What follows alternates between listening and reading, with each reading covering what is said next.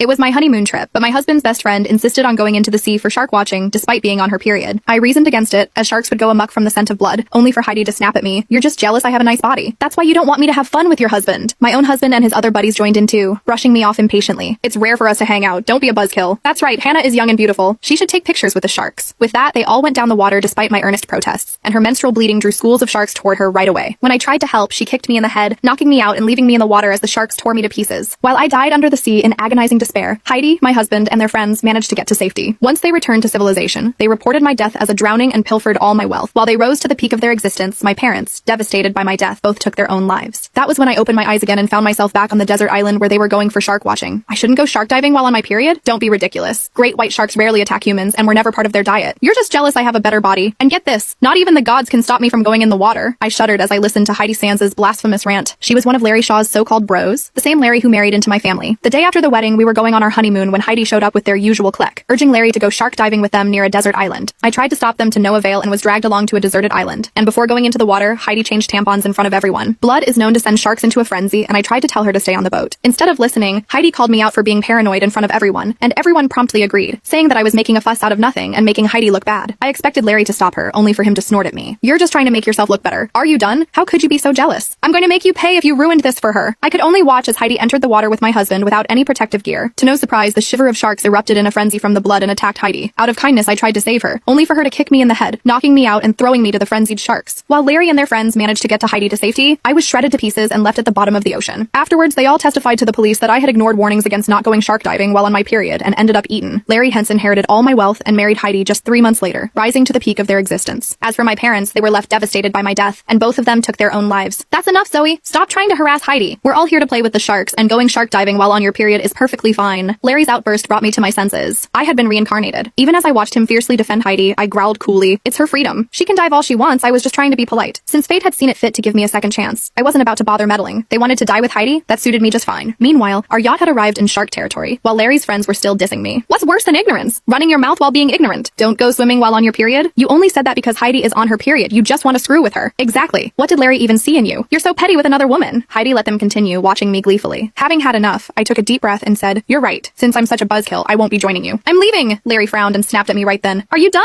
Everyone's traveled all the way here to see the sharks, but you have to make this about yourself." "I never wanted to come," I shot back. "You dragged me here. Heidi was the one who wanted to see the sharks." Seeing Heidi and Larry cringe in response, I laughed coolly. "Go swim with the sharks all you want. I won't stop you. Just give me the speedboat and I'll go back to the shore." The speedboat had an automated navigation system, and we were just a few dozen miles away from the mainland, so I could make it back with no problems. After all, I wasn't interested in stopping them from feeding the sharks. However, Larry promptly refused. "No! This is our first trip as husband